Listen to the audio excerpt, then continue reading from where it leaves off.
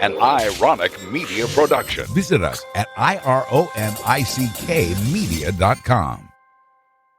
What is the difference? Or is it the same thing? Is Charcot-Marie tooth, or CMT, a type of muscular dystrophy? MD. Dear God, no. What? So, dear God, no. What? No. All right. No. We're getting that point across, folks. CMT is not a type of MD. It's not a form of MD. They're two completely different diseases, although they do have some common symptoms. And I think the root cause of that misconception is that the MDA provides patient services and research dollars for CMT.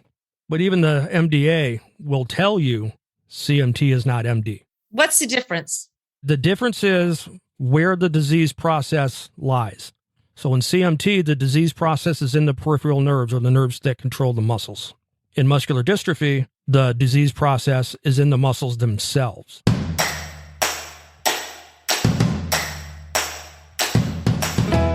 Hello, everyone. This is Chris and Lizzo. We are a brother-sister team. And on behalf of the Charcot-Marie Tooth Association, a.k.a. CMTA, we are coming at you. Coming at you from coast to coast. I live in California, and Chris still lives in Vermont. That is correct. And this is another fantastic episode of our famous podcast named what, Lizzo? CMT for me. That's right, folks. CMT for me. This podcast is for you, a comprehensive podcast covering all aspects of CMT. We want to hear your stories, share your challenges, and more importantly, share your inspirational insights. And we will also try to cover research updates as best as possible, interviews with the CMTA community, and a number of branch leaders and the general public. So keep listening in. And Chris, did you know this is our 8th CMT for me podcast? It goes by really fast. Well, right? I will just correct you there, Lizzo. It's our 8th recording. Right. This is our Yes. 8th recording, and we All haven't gone all out. Yeah. Just See, I got to reel her in, folks. I got to reel her in, folks, every once in a while. Okay. But listen, I'm going to cut you off, and I'm really excited to talk to our next guest about his life and his determination to dispel myths and misconceptions about CMT. Wow. But before I introduce our next guest, I want to talk about myths. And here's a classic one. When I say I'm from Vermont, people are like, there are more dairy cows than people in Vermont. Is that true or false, Chris? Well, first, I sure hope they don't laugh like that, because that would be pretty scary. But that is not true, Lizzo. What? Vermont has 1 cow for every 3.8 people, which is still the nation's highest ratio of cows to people. What do you think? Okay. Let me throw some your way. Let's go back and forth. Okay. The common cold is caused by cold temperatures. True or false, Lizzo? Well, I would say false, but Gilles would say true. Well, you know what? True is incorrect. The common cold is caused by germs, not cold temperature, although cold temperatures may somewhat weaken your immune system, girl. Let's talk about hairless cats. Do we have Sphinx. Sphinx. Oh, You love them. Come on. Okay. Okay, so here's a myth about hairless cats. The sphinxes. They're slimy and have absolutely no hair. True or false? False. I was at your place and they were adorable. They have a fine coat of hair like suede. That's right. And they're not slimy at all. Here we go, Lizzo. True or false? Your stomach muscles will cramp when you swim right after eating. You remember that? Well, this better be true, because I hate to think I spent hours and hours just on the beach waiting to go into the water after lunch. Yeah. I remember our parents constantly, nope, you can't go in the water if you eat. You got to wait 1 or 2 hours. You're going to die out there. So I'll tell you, nope. It's not true. The body does need extra blood to digest, but not enough to cause your arms and legs to stop working. Yeah, that's kind of stupid anyway. Yep. Exactly. Oh, I eat a little bit, and now my arms and legs aren't going to work. Like, who thought of that?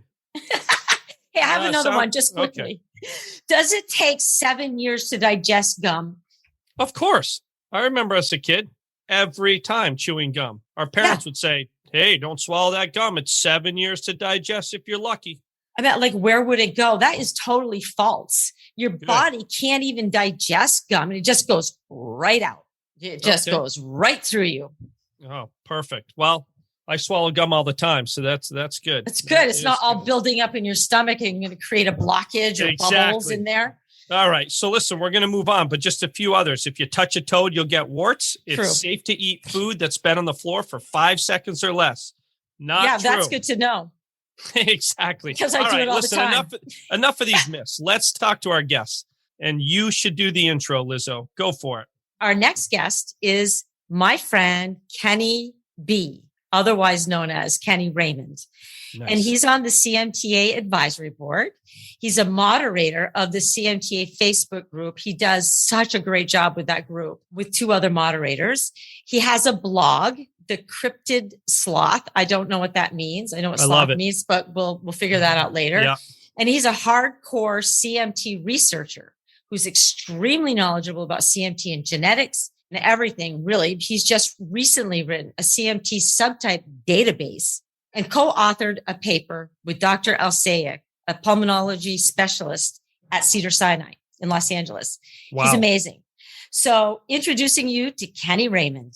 Hey, Kenny, glad to have you on this podcast, pal. Thanks for coming. What up? What up? How's everybody doing? Well, we're doing much better now having you on. It was getting pretty ridiculous there. It was getting really boring. Yeah, it was boring. I'm like, oh, let's just get to the guest, man. Kenny B's in the house. We're going to change that now. I love it. I love it, Kenny B. So Kenny B, let's start by learning just a little bit about yourself. You know, where you're from. Do you have CMT? Do you have family, etc.? I have CMT 1A. I was first diagnosed in 2002 when I was 29. I was genetically confirmed to have 1A a year later. At the time, I was living in northern Michigan in Traverse City, which if you hold up your palm of your right hand, Traverse City sits at your pinky. That's how you know you're from Michigan. You can hold up your hand and point to where you live. Oh, that's cool. Didn't know that. Just so you know, too, Elizabeth was having, Lizzo was having trouble finding her pinky. But anyways, I got it. The slimy cat might have it. Eat more bananas. I'm in Detroit now, which is where I was born and raised, which again, if you hold up your hand, Detroit's at the base of the thumb. And the really cool thing about Detroit is it was first settled by the French.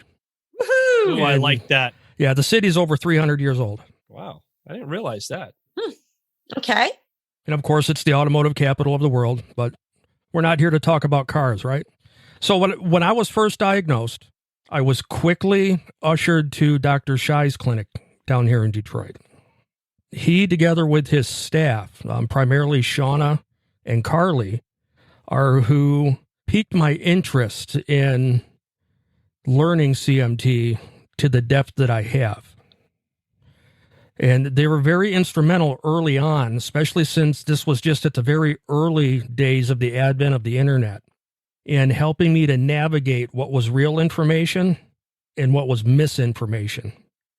And they were able to get me to recognize how to dive in and dispel that misinformation so that you come out on the other side with an ability to have as informed of a conversation with your doctors as what was possible so that you could work as a team to figure out how you're going to proceed with this crazy thing we call CMT. I'll tell you, that Shai dude is unbelievable. He is very influential. He's done a lot of awesome things and great guy.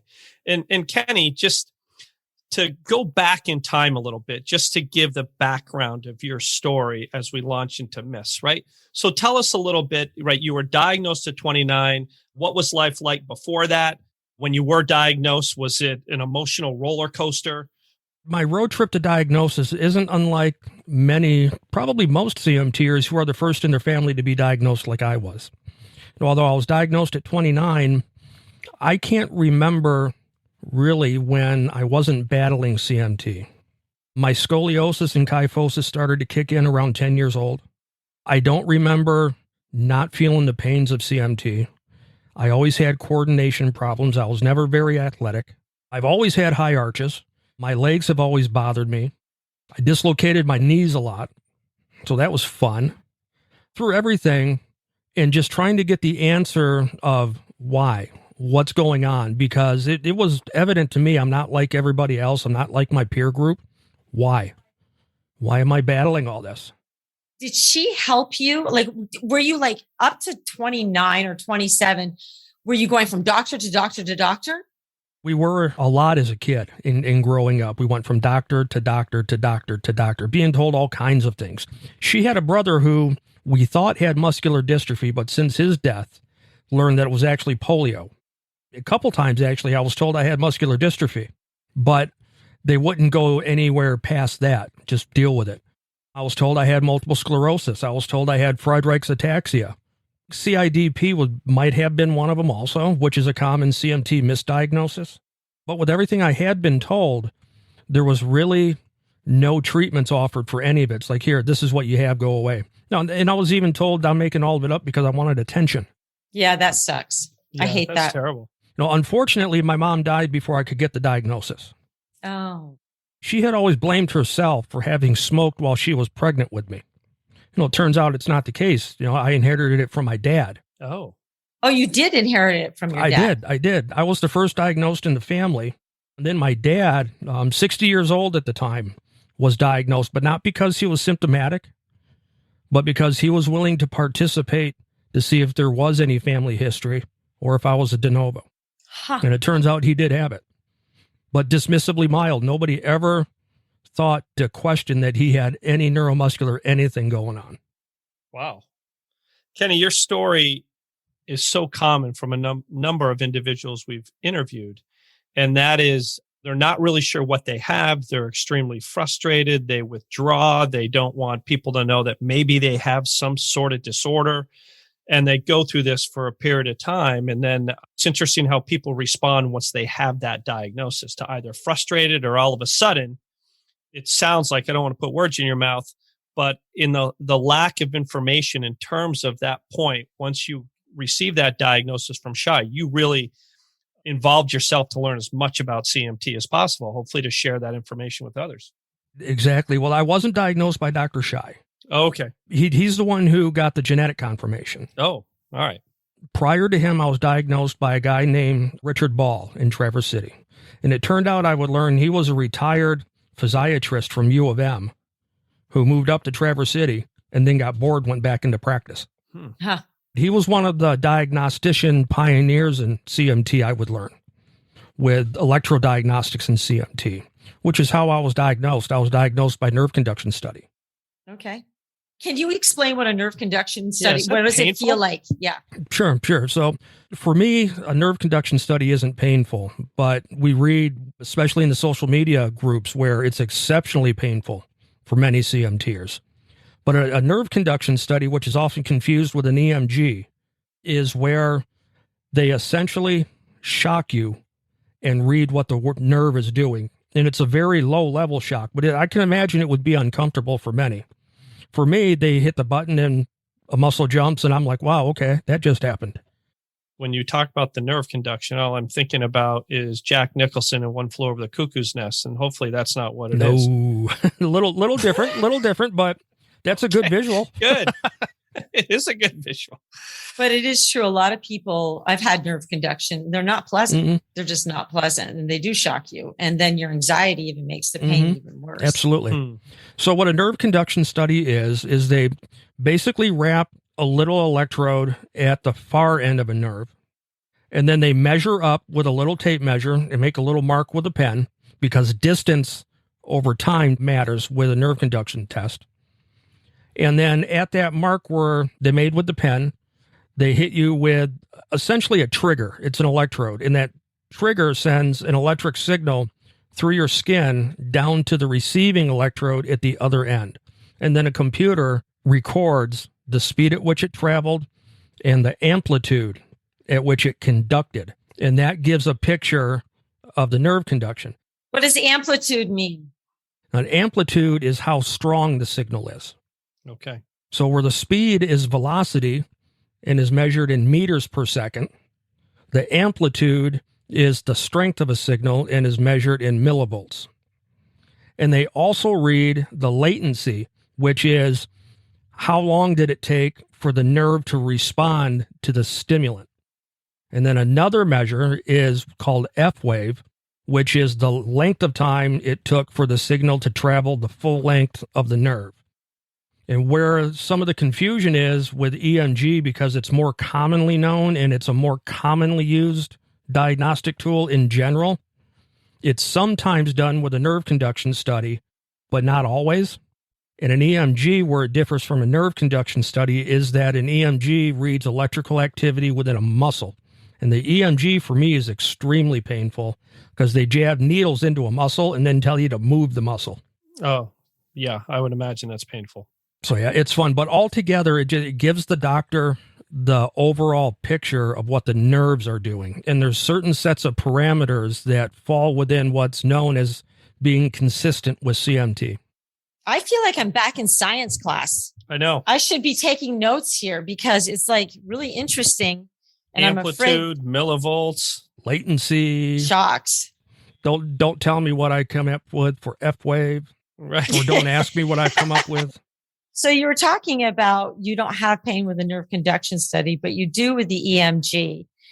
But then when we were talking earlier, I talk to you quite often, and something that really stood out for me and touched me was that you said you can never remember a day without pain.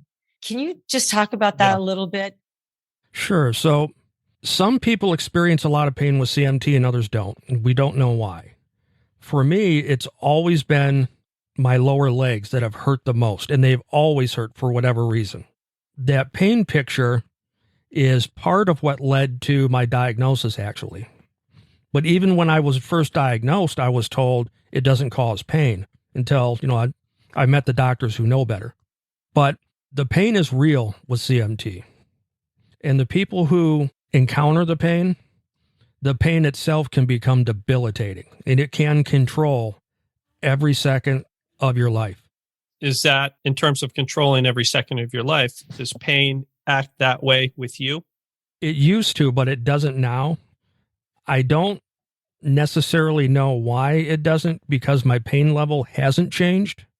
It does slow me down, and there are days where I just can't, so I don't. For the most part, I just deal and I soldier through. And I don't mean to sound arrogant if it comes across that way. I was a victim of the overprescribing epidemic from the very outset. I had become a pain patient in late 99, early 2000, which is right when we were starting to overprescribe everything.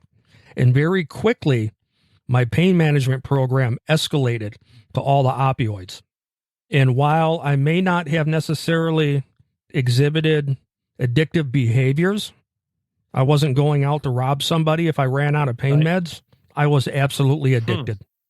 You had a physiologic dependence, like your body. I did, and I know that now. Yeah, we didn't know that then, but we know that now. Dr. Day in the patient and family conference back in November gave an epic breakdown of how pain works in CMT and why it's so difficult to manage. It's everything I can picture in my head, but I hadn't been able yet to really discuss it in such simple terms like what he did. And it's an eye-opener. I would imagine. So what are the alternatives? Because the easy thing is to prescribe medication.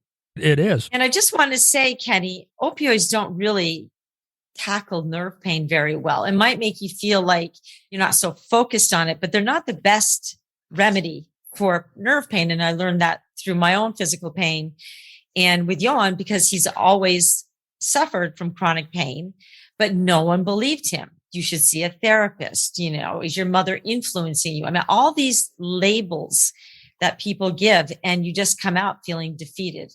Yeah, it's true. And it's unfortunate. And the overprescribing epidemic has really cost the people who need the therapy the most, because now they can't get the support. They can't get the pain management because they walk in the door and they're automatically labeled as a pill popper, somebody who just wants drugs, somebody who just wants to get high. And it's unfortunate, and they're left behind. Yeah, I would imagine. And so how did you transition from that addiction? I simply had enough, so I stopped. Interesting. I don't recommend anybody do what I did. It was late 2010. It may have been 2011. And I just had enough. And at the time, I was taking morphine continual release, a morphine immediate release, a methadone, a muscle relaxer, and I was up to 3,900 milligrams of gabapentin Oh, my goodness. on my way to 4,300 milligrams as the target therapeutic dose. And I had enough. Nothing was doing anything for me, and I was an absolute zombie. So I stopped. I just literally stopped. And for the next 3 weeks, it was an absolute hell going through all that withdrawal. I'm sure. Fortunately, I had a good support system in place, so I was able to make it through it. Kenny, I don't know how you did that because I have a similar story. I stopped, but then I went to the pain unit in Stanford so they could help me get off those drugs because it was just horrible. Yeah, it was the best thing ever, but I was a wreck. I don't recommend anybody do it the way I did it. It was not safe. I could have ended up in real trouble. Yeah, and I'm sure not everybody can say, I'm just going to stop. And it just made me think of a, for me, very minor story. I mean, I tore my ACL and I needed surgery. And then, I forgot what pain medication it was, but after 10 days, I was like, enough's enough. I remember I went in my backyard to sit in a chair and my wife came out and I was totally asleep in the backyard of the chair, just like immobile. And I was like, okay, I'm stopped. But that was only like a 2 week. I can't imagine for years on this, how someone, I give you a lot of credit to do that. And, well, thank you. I'm sure that's not easy, man. Yeah. I used to drive like that. I used to work like that. Yeah, I did too. Yeah. Right. Wow. It's crazy. And it was all legal. It was all legal. Well, thank God you're here today. Yeah, seriously, because that could have ended poorly. It could have ended way, way worse. Yeah. But since then, my average pain day now is no worse than what my average pain day was on all those chemicals. Have you learned coping mechanisms, Kenny, or do you just kind of deal with it? Like some people do meditation or active breathing or biofeedback. I just deal with it and I push through. I accept it as my normal. That's not easy to do. But yeah, I accept it as my normal and I push through. Luckily, I have, an amazing family at home that understands and gets it. So it's never an issue. I'm very fortunate because not everybody has that. No, his mind is made of steel. He has a steel mind. Just moves forward. It's those banana peels. It's the banana peels. That's right. So, Kenny, you do have children? I do. And how many children do you have? Between my wife and I, we have 5 plus 2 grandkids. Boys, girls? We have 4 girls and 1 boy. The youngest, our son, Steven, is 16. And yes, you do feel bad for him. Oh, yeah. Amongst 4 girls? Dude. Dude. Jeez. None of them have CMT. Oh, that's unbelievable. None of them have CMT. Wow. So at least in my family, it stops with me. What are your current symptoms? Because you said, you had a pause, and usually breathing does not affect people with CMT 1A, does it? Oh, it does. It definitely does. But that doesn't mean it will. The CMT and breathing, we're starting to realize anecdotally anyway, that it affects CMT or can affect CMT across the board. Doesn't mean it will. And it doesn't seem to be relegated to any specific subtype. With my breathing, it sucks. There's no easy way to put it. It sucks. Of everything that I do have to deal with, the breathing is what I hate the worst because it completely changes your life. The adage used to be CMT doesn't change your life. It does. Sometimes it changes it in ways you're not prepared for. The breathing is one of them for me. You wear a CPAP at night, right? Or a BiPAP? I wear a non-invasive ventilator, which is a BiPAP on steroids, where CPAP is a single pressure and is designed to keep your airway open while you sleep. It just outputs a constant pressure, doesn't ever change. BiPAP is a dual pressure or bi-level pressure that is also designed to keep the airway open at night, but it has, for exhaling, it'll drop the pressure down. So it's not as difficult to exhale against the pressure, which makes it more comfortable for a lot of people. But then what I have, a non-invasive ventilator, takes the benefits of a BiPAP for keeping airways open and then adds what's called a volume support. And a volume support is that the machine outputs with every breath a volume of air that's equal to the tidal volume of your lungs. And the tidal volume of your lungs is the amount of air that your lungs have to move on one respiratory cycle to make sure all of your organs are staying oxygenated. And a respiratory cycle is 1 breath in, 1 breath out. The rule of thumb for males with tidal volume is 500 milliliters, and the rule of thumb for females is 400 milliliters. And getting that consistent volume in addition to the pressure helps your lungs to more fully inflate with less work. So the muscles are getting a break. Okay. So you have breathing issues. Right. And one comment on that, Lizzo, is just listening to Kenny, I just feel so fortunate. And when you've talked about it can control your life, I have asthma that's totally controllable. But I remember growing up, I would always comment that is the worst thing when you're fighting to get air. Yep. And everywhere I went was, do I have my inhaler? Oh my God, I didn't forget my inhaler. What am I going to do? And you're like starting to panic because you want to avoid those episodes. Oh, absolutely. And I can't imagine, and I'm not saying that to relate to what you're going through, but it just made me think it must be, I completely hear what you're saying, and I'm sure our listeners do as well. Yeah, but you can relate to just from the asthma aspect. Our youngest has asthma. He has a pretty severe asthma. Yeah. He's on injections for it. When you have to fight for air and you can't get air, you know exactly what it's like. And it doesn't matter at that point if it's asthma or if it's neuromuscular related. Not being able to get air is not being able to get air, and it's scary. It is absolutely scary. So, Chris, I've spoken to Kenny after like a thunderstorm or a really bad storm where all the electricity goes out. Yeah. So then he can't use his BiPAP or his non-invasive NIV machine. And it's really, I mean, you've gone a couple days without it, right? And you just have to stay up or you can't breathe. I mean, talk about scared. Yeah. That's a brutal part of life. I make no bones about it. I have sleep anxiety. Yeah. No, I'm sure you do. If the lights go out in the middle of the night, I lose my machine. Every night I wake up because my machine has decided to go full pressure. And it does that when I stop breathing. And it does that to keep me breathing and to wake me up. Without the machine, I wake up several times a night gasping in an absolute terror because I know I'd stop breathing. But this isn't the only symptom he has, Chris. He has many more. What other symptoms, Kenny? Yeah. Well, as we've been talking now for a little bit, I'm losing my voice. I'm losing my vocal strength. And if you need to slow down and take a break, please let us know. So, not a problem. Not a problem. And I'm starting to run out of air in the middle of sentences a little bit, which is all tied into the breathing issues.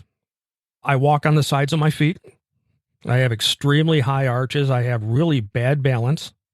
I have a really bad, well, not really a really bad, but I do have a kyphal scoliosis. Unfortunately, it's been stable since I was 17. I'm 48 now. I do still somehow have my hands, probably because I was a guitar and bass player for so long. I do have my hand issues. Handwriting is almost impossible because my hands cramp up, but I can still do thumb to fingertip on both hands. I'm starting to get my first contractures now on my right pinky. So just now starting to lose the hands. I have a constant fatigue, constant muscle weakness in the legs. I have my hips wearing out. I say wearing out because it's kind of cute to say I have some torn soft tissue in one hip, which is fun. It's fun. So it's not fun. Because I didn't get into AFOs until I was in my mid-30s. My knees are wrecked, my hips are wrecked, and I'm feeling it in my lower back. So I think maybe your hips are wrecked and all is from walking differently, right? And the pressure you put or the continual wear and tear of walking differently on the sides of your feet. And when I first met Kenny a couple of years ago, he's like, I'm not having surgery on my feet. I'm never having surgery on my feet. I'm never having surgery on my feet. Right. And now that's changed. That has changed. And because it's had to change. I've been adamant from the word go, I'm not going to touch my feet. And I'm not going to touch my feet. However, now I'm at the point where I don't have a choice. It's the only option. I have some torn tendons in one of my ankles. And those torn tendons are the result of rolling my ankles so frequently. And the only option for fixing them now, because we've exhausted every option, is surgery. Because the only option is surgery to fix the tendons in order to ensure surgeries a success, we have to rebuild the foot because we have to change how the foot and ankle works. And you're looking at hip surgery too, right? And I'm looking at having to do hip surgery to fix the torn labral that's in the hip. Wow. Chris, I think we need to go visit Kenny when he's out because he's going to be out like talking about all these surgeries for the next 2 years. So. I know. And the other thing I was thinking about, Kenny, when we did kind of our pre-interview, I'm thinking of your condition today, but I think you told me, hey, there were days you used to go out and ride 150 miles on a bike. Like it was nothing. Like it was nothing. So how does someone transition from being able to do those things to where you are today? And one thing I don't think our listeners have picked up on, but Kenny is an extremely funny, humorous individual. When we did our pre-interview, I was laughing so hard. And it gets into something about coping and things like that. I'm always curious about that transition. And just folks like yourself are so positive. And I'm always wondering, like, how the hell does that happen? If I don't laugh at myself, it'll consume me. You got to laugh. You got to laugh. But making that transition. So I had my first knee surgery when I was 17. Prior to that surgery, the day before that surgery, I could jump on my bike and ride 150 miles like it was nobody's business without even thinking about it. But that knee surgery, for whatever reason, changed everything. And coming out on the other side of it, it completely changed how my left leg worked. That's when I came out of that surgery and my left foot was flopping where it had never flopped before. In reflecting back, I remember being told that they had issues with bringing me out of anesthesia. Knowing what I know now about how I respond to anesthesia, especially with neuromuscular blocking agents, such as succinylcholine, not to be confused with nerve blocks.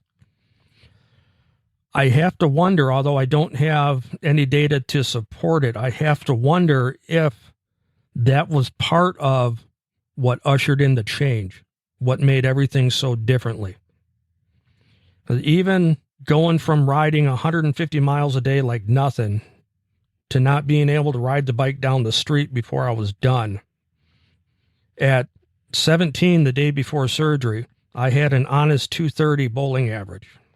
230? 230, honest average. Oh my goodness. You ever seen Lizzo bowl? I have not. Yeah, 88. I think I want to, though. That's with those, the gutters have that's with the bumpers. With the bumpers, okay? So she's lucky if she breaks 50. But. Nice. That's me after surgery. And I tell you what, it's like golfing, right?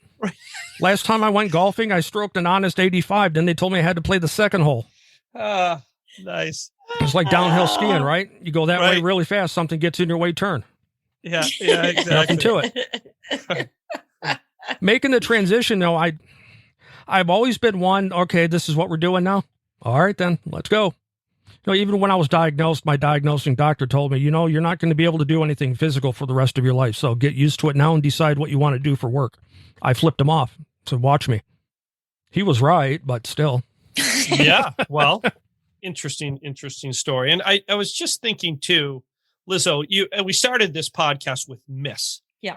And should we go down that path a little bit? And maybe you can ask should. some questions to Kenny there. Kenny loves talking with people that have been just diagnosed because there's so many questions and there aren't a lot of answers, or there are too many answers and they're not accurate.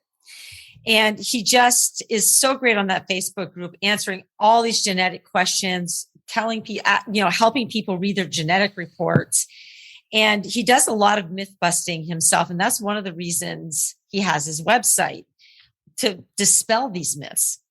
So something comes up over and over and over again on our social media group. And it's, I know where you're going. I know where you're going. Like pulling my hair out. And Kenny pulls his hair out. That's why he's like, losing some. That's, yeah. It looks pretty good. Oh, he does. I didn't say that. He looks great. But I got the chrome dome going.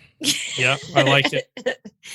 What is the difference? Or is it the same thing? Is Charcot-Marie-Tooth, or CMT, a type of muscular dystrophy?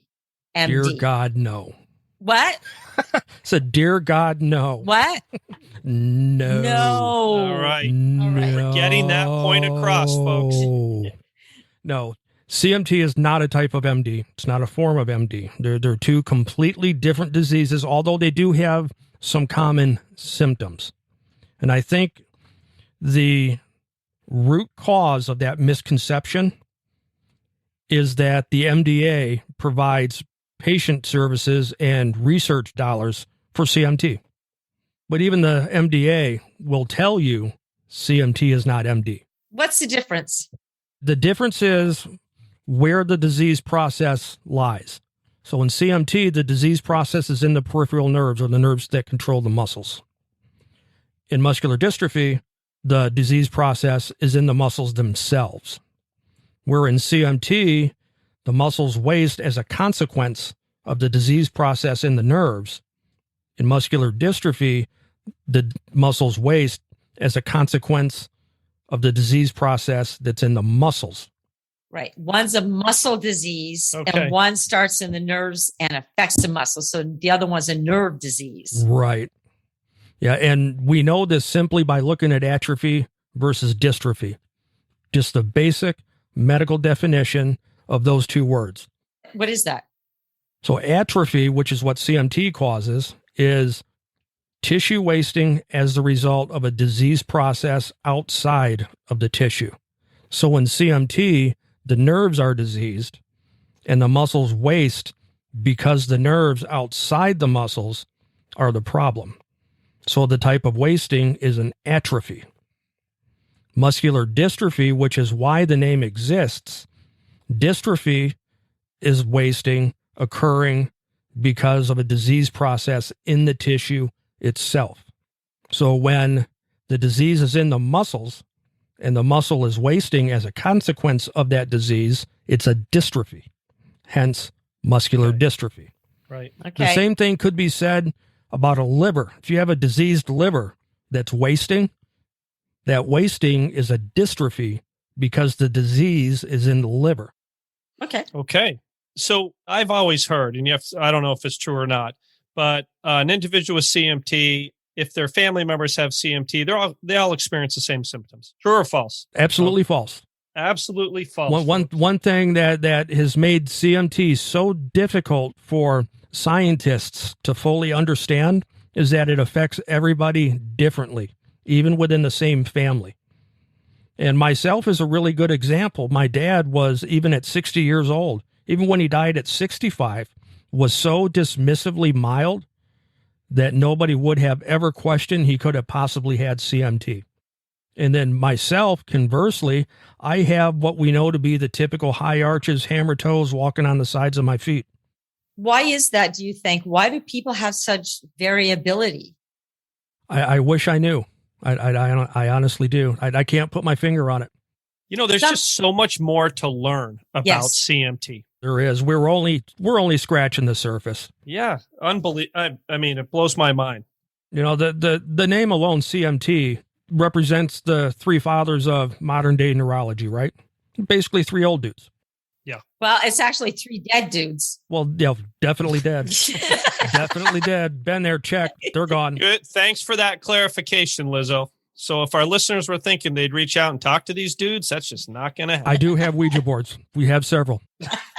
I love Ouija board. Maybe we can get in touch with them. We have one that glows in the dark in case the lights go out. We got you. Who you want to call? But they're for everything that was learned in those first 100 years since the disease was first described by the three old dudes. We really didn't start learning anything until Dr. Shai and Lewis started their original clinic in Detroit around 1990. And everything we now know, we know because of the work they started, but it's only been 30 years. We started the 1990s wanting to find a cause. And now we know there's causes in 120 genes. 120 genes. So does that mean there are 120 subtypes of CMT? 155 subtypes. What? 155 subtypes. Caused by mutations in 120 different genes. And then another 5 chromosomal locations that are suspected of having a CMT causing mutation in a gene, but the exact gene has not yet been identified. Wow. That's a lot. There's a lot of research to be done. There is. We're only in its infancy. The Dr. Shai gave a talk a couple years ago, and in it he said scientists believe we're only about halfway to finding all genes. But if you listen to the podcast with Dr. Zuckner, he said something that caught me. With discoveries like the sword discovery. The sword. I know, right? Listeners, I'm waving my hand. The sword. On guard. With discoveries like that, and then the discovery potentially affecting so many CMTers, it could be likely that we're far further along than only halfway there. Well, that's promising. Fingers crossed. If anybody can do it, Zuckner can. Yeah, he was awesome and very positive. That dude's a powerhouse. Holy crap. He made some great comments, I think, that gave a lot of folks hope based on a few sentences. So, what is your name again? Kenny. I was going to Kenny B. Jenny. Kenny like, B. so Jenny.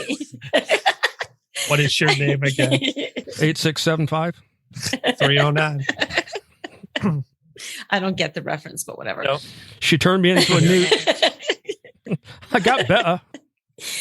You help a lot of people read their genetic report. And I don't want to get all into genetics because we could be here like all day long. Yes. With everything you've done in genetics.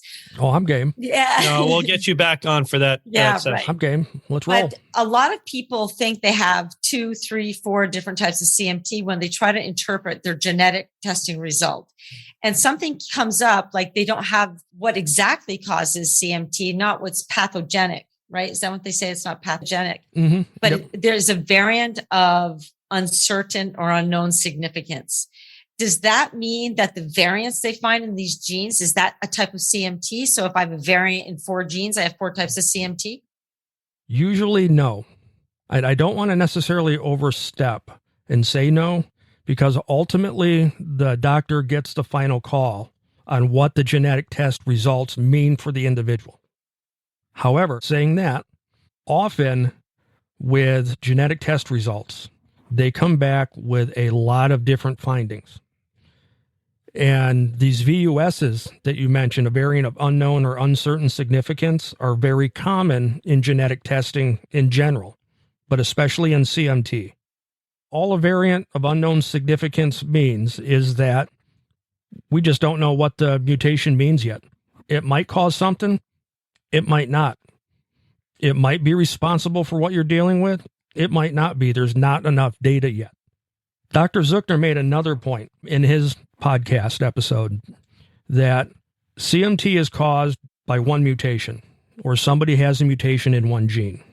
And that's significant because that kind of helps to clarify that although a genetic test may have identified mutations in 6 different genes that are associated with CMT, those mutations themselves might not be associated with CMT and they might not be causing anything.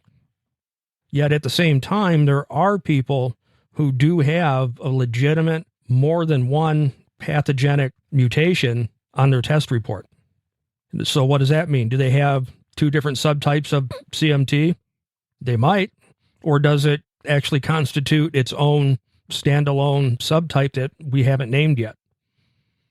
At the end of the day, the mutations are a cause of CMT, but it's CMT, and then scientists give the mutations a name, and that name is what we call the subtype. And I hope I didn't confuse you, because I was starting to confuse myself. I'm spot on, Lizzo. I'm still grappling with all that. Yeah, she's Dude, still. I lost track. Yeah, no, she's got it though. She's very, very smart. So, Kenny, I'm just thinking as we're getting towards the close of the podcast. Already? We just got here. Dude, Lizzo, you're killing me, Smalls. I know. Come on. We're not done yet. We're not done. Lizzo referenced your website. What is that website? So the website is something I started a couple years ago. Okay. To host a blog, but also to provide just the most basic of CMT information that's otherwise really hard to find. So the Cryptid Sloth, I needed a name. And I needed a name that wasn't taken. What does the cryptid sloth mean? Sloth has been my spirit animal for years. A sloth wants to be at its lowest energy state. I can identify with that because I don't want to move either. I'm all about lowest energy state. How can anybody not like a sloth? Huh. I mean, come on, it's a sloth, right? It's a freaking sloth. They're kind of cute and cuddly too, aren't they? They're adorable. But the encrypted, which is CRY. Oh my goodness. I can't even spell it. Where did I leave off? Cryptid? CRYPTID. Does that sound right? Correct. Yes. Yeah. So a cryptid is a mythical creature that exists, but its existence has never been proven or disproven. So there you go. So the sloth who exists, but its existence has never been proven or disproven. Oh. There we go. Learning something new. Okay. Kenny, there's a few things to say, and I'm sure Alyssa wants to say as well.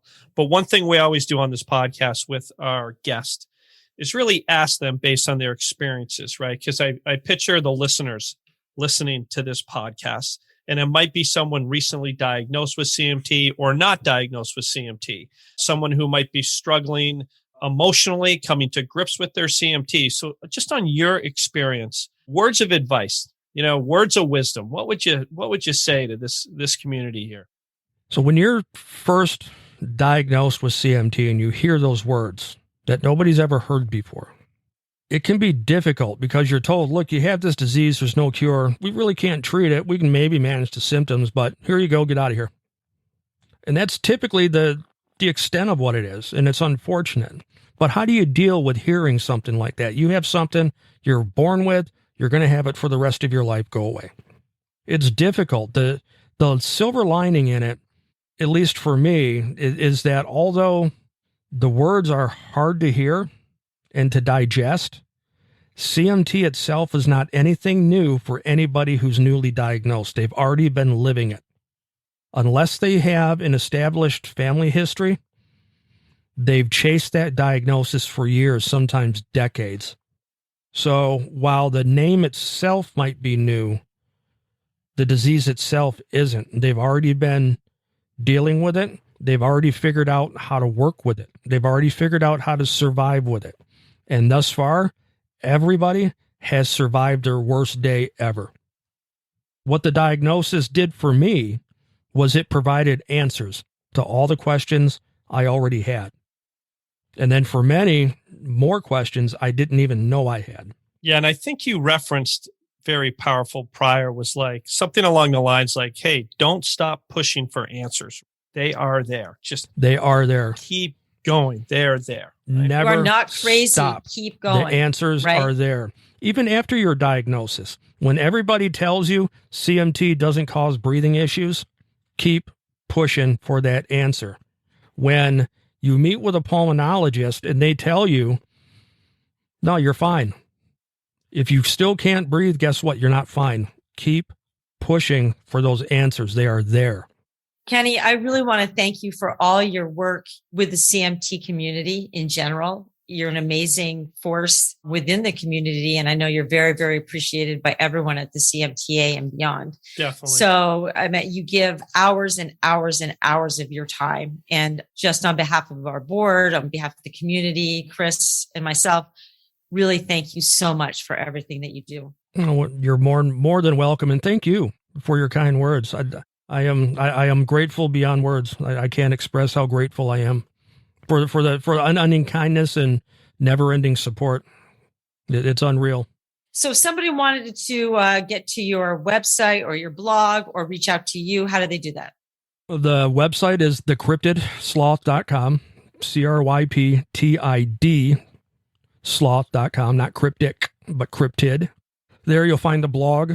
You'll find the database that was used to generate the genes guide that you mentioned earlier. Find me on Facebook. I'm all over the CMT groups on Facebook. Mm-hmm. All over. Never hesitate to shoot me a message through Facebook. Yeah. I'm a CMT open book. I'll answer any CMTer that has a question or a concern. Well, that's awesome, Kenny. That's great. And to our listeners, here you have an individual diagnosed with CMT at the age of 29, and as a result of his experiences, has totally committed his entire life to learning everything he can about CMT. So if you have questions, track him down. He's a wealth of information and just does an incredible, incredible job. And Kenny, right on. Just sorry, I'm hesitating because I get a little emotional, but really appreciate what you're doing. Thank you so much for having me on, man. You got it. Yeah, thank you, Kenny. I mean, you just go through so much and you still have that positive energy. And I laugh every day because of your comments in that group, and you just are just so funny. Good. So I love the bananas. Love the bananas. Bananas, man. Bananas. You got to have your bananas. That's why people tell me, how is it you're not a doctor? Right? Like, I could so be a doctor. Yes. I could do this. Right? I'd be like, yeah, man. And for our listeners, I'd be like, yeah, man, you got ghosts in your blood. Should eat a banana about it. Right. Kenny had said before, people had asked him, hey, you should go be a doctor. And he said, and this is out there for anyone who wants to donate. Hey, if you pay for his tuition, he will go. So keep that in mind, folks. Make it happen. Make it happen. All right. Well, thanks, Kenny. Thanks so much. And thanks for being part of our podcast. Thanks for having me on. It's been my pleasure. Awesome. And Lizzo, did you know that the National Organization for Rare Disorders will be sharing our podcast on Twitter and also in their upcoming news blast? Isn't that cool? Really? Is that NORD? NORD.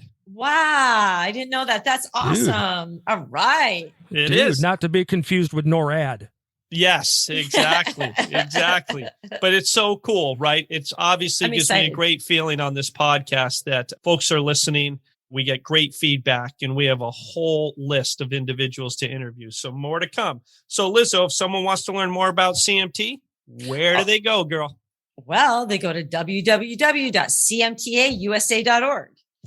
And as I said, if you want to pay for Kenny's tuition to be a doctor, and or you would just like to donate to help us find a cure for CMT, where do you go, Lizzo? www.cmtausa.org. Awesome. And so to our listeners, would you like to tell your story on our CMT for Me podcast? Write to us, info@cmtausa.org, and pitch your idea. We want to hear from you. We sure do. So, okay, Lizzo, until next time, folks, later. Stay positive, everyone. May the force be with you. Right back at you, bro.